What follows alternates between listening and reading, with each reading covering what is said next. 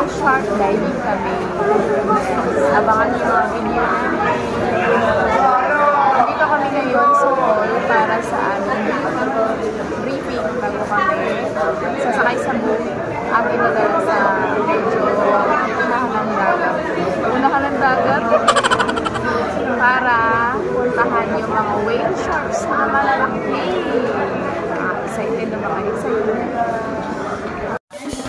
At iyan nga mga kagals, inorient kami dyan ng mabuti kung ano yung mga dapat gawin namin at hindi dapat gawin. Syempre nakinig naman kami mabuti kasi kapag hindi kami sumunod, pwede kaming mapahamak or magbayad kami ng danyos pag hindi namin sinunod yung mga rules nila. Alam nyo ba mga kagals, 3 AM pa lang, bumiyahe na kami papunta dyan sa Oslo. Halos pagod na pagod kami, puyat na puyat pa, tapos yun, inaantok pa. 3 AM talaga ang call time sa amin kasi kapag nahuli daw kami, sa dulo na kami pupulutin dahil sa sobrang dami ng tao. At hindi nga kami nagkamali. Pagdating namin, pang ilan na kami sa pila. And then, mga ilang minuto lang ang lumipas. Pagtingin namin sa likod namin, ang haba na ng pila guys. Umabot na hanggang sa gate. Sobrang daming tao. Nandun sa may kalsada. Hindi na kami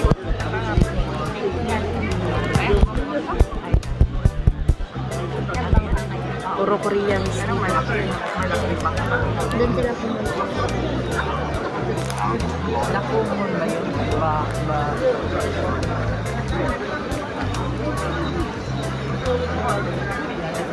May sunrise na dito. Hindi naman sama ang panahon. Diba? Anong oras pa lang ito? Pero yung tao. Kung nahuli-huli pa kami konti, siguro doon na kami. Doon na kami sa may gate. Doon sa dulo na yun. Hanggang doon pa rin ang pila. And then doon yung waiting area. Pasal boarding na kami. W0. Just in a way, because this product contains chemicals that can harm the whale shark. But if you apply it already, kindly rinse it off down there at the shower area before going. From here at lighter action area, where life vest is mandatory. But if you're a swimmer and can swim deeper, you can take off your life vest and leave it on the boat. And from the boat down the boat, please enter slowly. Because when you go swimming, punta na kami sa shore.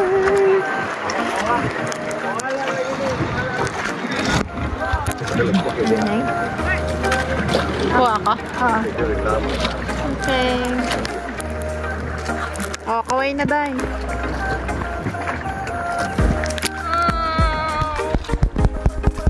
Birthday na namin. Hindi naman ito ng bahay. Grabe. Grabe yun. Yung mga bahay ko talaga dun.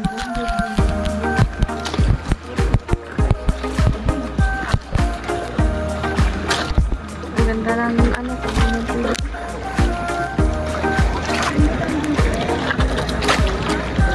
Nandito lang ang whale shark.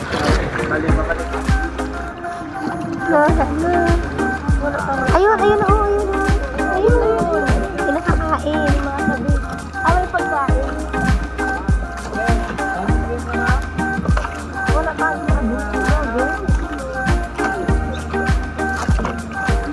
pwede na bumaba? May ganun. May kasama tayo sa ilalim. Ayun. Ayun o. Laki ng bunganga. Ay. Wow, ang tabang ni ate o. Oh, yun ate! Sabig na yan. Ay, ate! Ay, ma'am, binaya mo yun. Uy, uy! Ako hindi po. Na! Kaya wakan mo lang na. Wait lang. Ginabidyo ko eh. Ang ganda. Wow! Day. Wala tayong ay. Oh, man, they're incredible. Kamay na eh.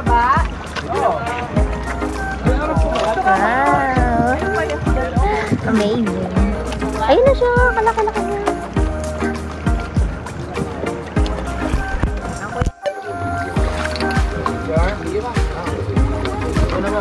Day! Tingin kayo sa akin.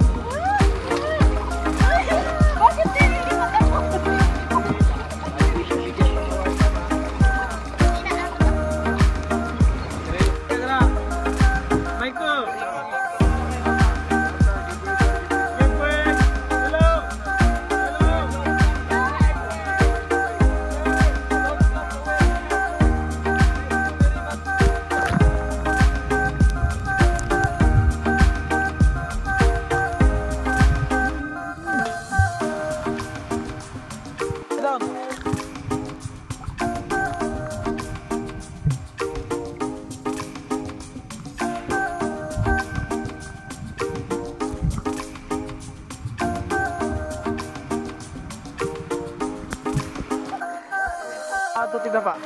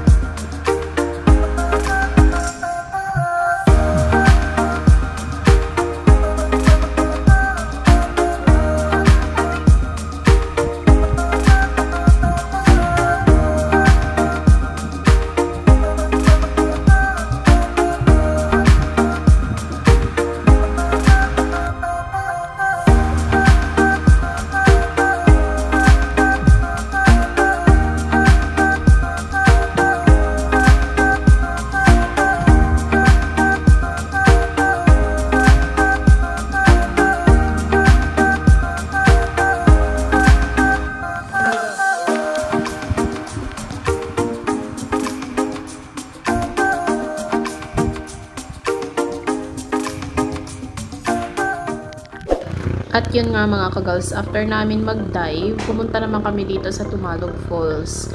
Mga 5 minutes ride lang siya sa solo taxi. Ayan, ang dami-dami palang tao pagkarating namin. Talagang dyan yung sunod na itinerary mo kapag nag-swimming ka. Kaya pala dapat maganda, maaga ka doon sa may whale shark para maaga ka rin makapunta dito. At marami ka pang magagawang activity for the whole day.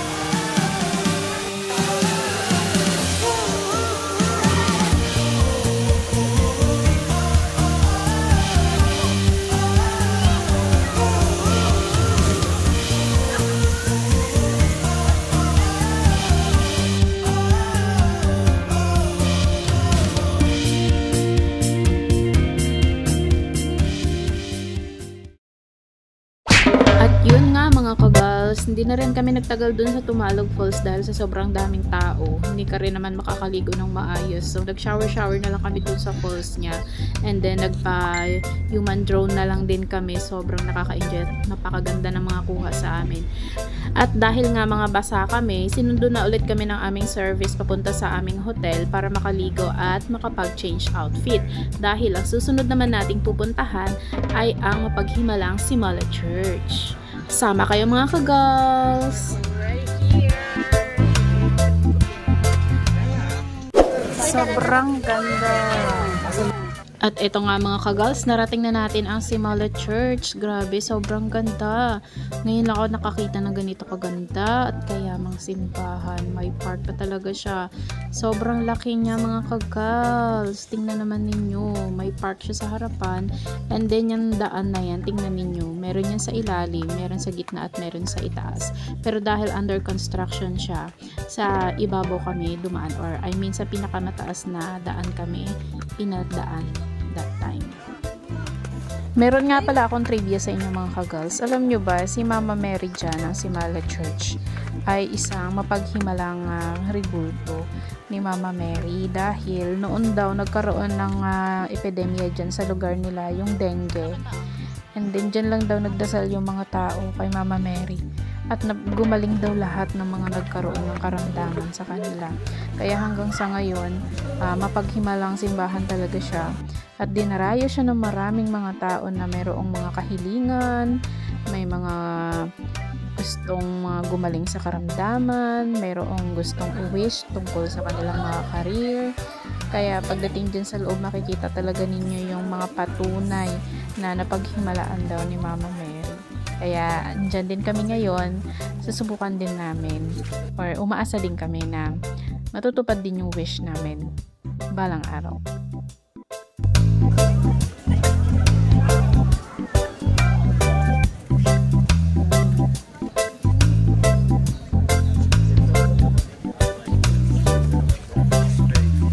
Grabe no?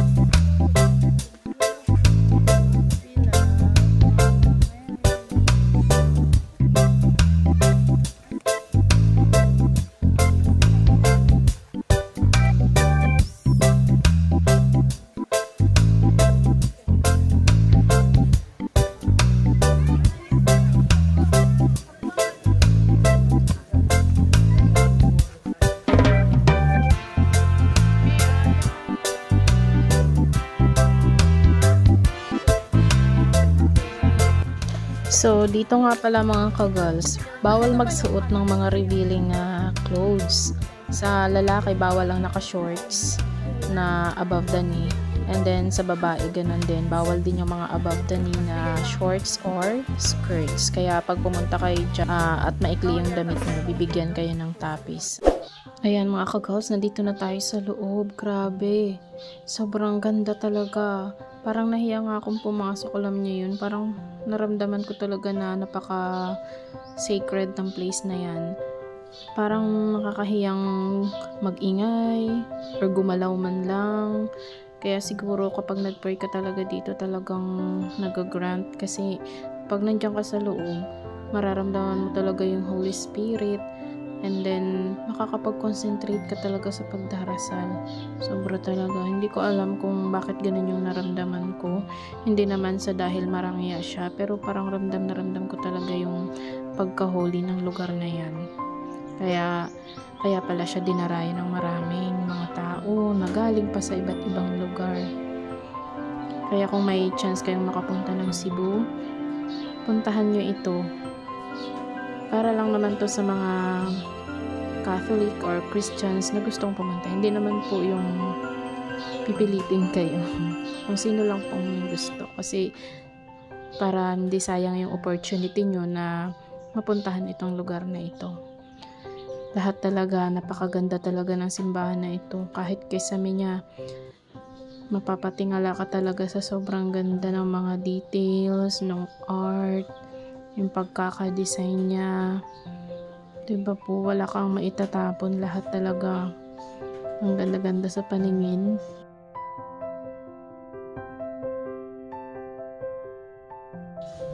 Sa labas pa lang ng simbahan, pagpapunta ka dyan, marami kang masasalubong na nagtitinda ng mga kandila, bulaklak. Yung mga kandila pala, may color siya. And then, may mga katumbas pala siyang mga prayers. And then yung flowers, pag may nag-offer sa iyo ng 3 for 100, ganyan. Kaya pala 3 kasi nga yung pag-aalayan mo 3, si Mama Mary, si Papa Jesus, at yung isa pa nakatabi sa gilid. Pero dahil wala nga akong Maria ng time na yun, isa lang yung nabili ko. Kaya sa gitna ko na lang inilagay para lahat sila damay na. Fresh flower po yan, fresh na rose. Ayan. Syempre po nag-pray din kami. May healing din kasi kami syempre. Kaya ayan, pagkatapos nyan, lumabas na rin kami. Pupunta naman tayo sa souvenir shop.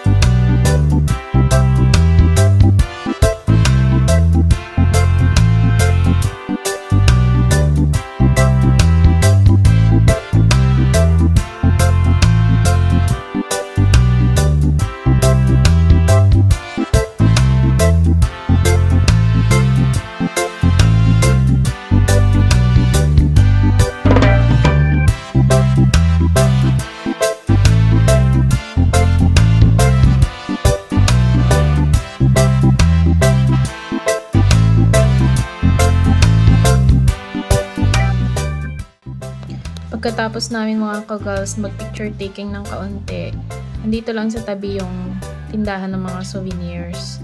Owned by rin yan, si Malo Church. Syempre mabibili natin dyan mga rosary, mga pendant ni Mama Mary, or Bible, basta anything na may kinalaman sa simbahan. At hindi pa yan nababasbasan. Bibili ka muna and then papabless mo doon sa loob. Ako naman, ang pinili ko lang din yung parang rosary na pang car. Yun yung binili ko. And then, rosary na rin para sa akin.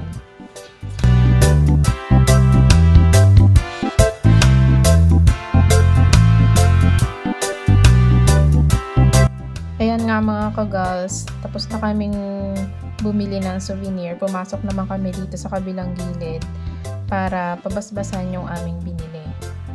Ayan, meron dong pare na nagbe-bless. Libre lang yun, walang bayad syempre. Papasok ka lang nga dyan. And then, naghihintay ka, pipila ka. And then, dito nga sa pagpasok namin mga ka-girls, para kaming pumasok sa museum. Kasi nandyan yung mga collection nila ng mga kung ano-anong mga kagamitan ng mga taong sumakses sa kanilang mga prayers. And then dyan nga pala, bawal ipasok ang footwear. hubarin mo yung sapatos mo or sandals mo, and then magme-medyas ka lang dyan sa loob. Kasi syempre, para hindi madumihan yung sahig. Kaya ayan, hindi na ako nakapasok kasi yung sandals ko maraming tali. Ang hirap pala pag ganun mga ka-girls. Take note nyo kapag mamamasyal kayo, iwasan yung magsuot ng mga sandals na maraming tali na binubuhol pa sa binti. Ang tagal kong isuot yun at syempre mahirap din yun ibalik pag hinubad ko dyan. Kaya nandito na lang kami sa labas banda muna. Hindi yung kasama na lang namin yung pumasok dun sa loob.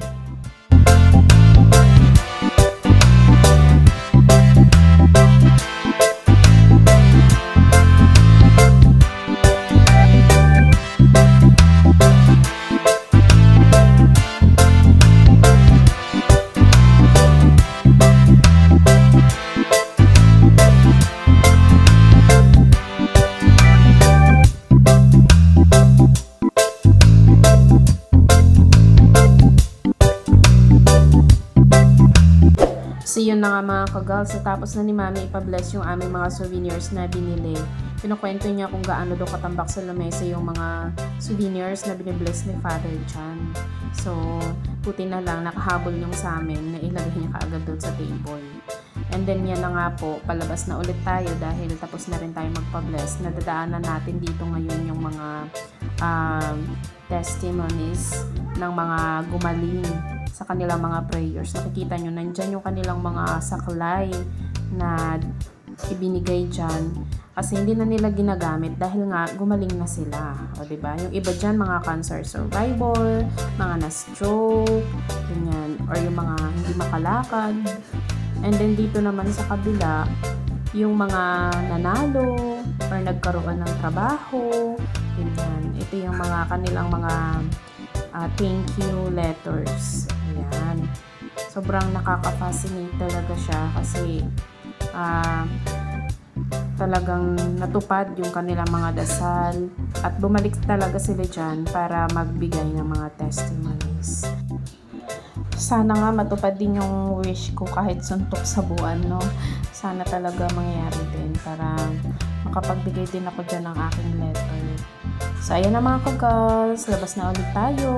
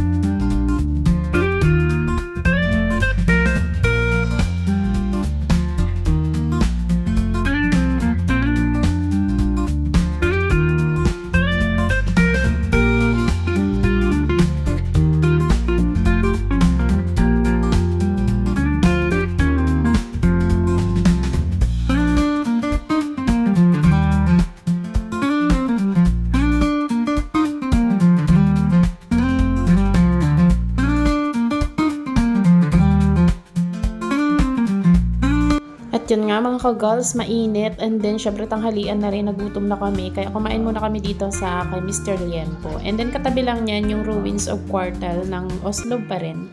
Naglakad-lakad kami dyan at napakaganda talaga. Makikita mo talaga yung mga pangyayari nung unang panahon dahil lang sa mga ruins niya na yan. Ayan, nag-pictorial din kami dyan by group, nakasama namin sa tour. Pagkatapos niyan, umalis na rin kami. At yan nga mga ka-girls, biyahe ulit kami. Pumunta naman kami doon sa bilihan ng mga dried fish. Ayan, 'di ba? Kilala rin ang Cebu sa mga dried products katulad dito ng pusit, ng mga danggit, at kung ano-ano pang iba't ibang klaseng isda na dito ko lang nakita na pinagtiyagaan talagang tuyuin or himay-himayin. Kagaya niyan, yan, puro laman lang siya ng isda, and then yung naiwan, yung puro tinik lang din. Yun sa dulo nakikita nyo na yun. Oh my gosh, napakasarap pala ng tinik na yan. Ang nakakapanghinayang lang mga ka-girls, hindi kami bumili. Kasi nga, naisip namin, baka mangamoy lang siya doon sa aming maleta, ganyan. Baka maharang kami sa airport. Mga ganun yung naiisip namin. Kasi nga, hindi pa naman kami nakaka-experience na magdala ng mga ganyan. Diba kasi parang bawal magdala ng mga ganyan sa airport. Kaya, hindi na kami nangahas.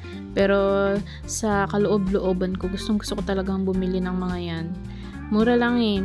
May ino-offer sila mga 200 per pack lang. 1/4 kilo na yon, ganyan. Makikita mo talagang sobrang fresh. Hindi siya dyan mabaho. Kita nyo naman, hindi naman siya nilalangaw, diba? Alam mo yung amoy na masarap. Ganun siya. Pero talagang pangpasalubong yung mga yan. Kaya makikita nyo, marami talagang namimili. Kaya yan mga ka-girls, pag pumunta rin kayo dyan, huwag nyo kalimutang hindi pupunta sa lugar na yan. Ang dami talagang dried fish. Hindi ko nga nakalimutan ko kung anong pangalan ng lugar na yan. Basta madali lang naman sabihin nyo, punta kayo dyan sa mga bilihan ng mga dried fish products. Ayan, 'di ba? Ang dami-dami nila dyan, namili ka na lang. So ayan na nga po, dito tayo nagtatapos sa aking vlog. Please consider like and share and subscribe na rin po. Thank you for watching.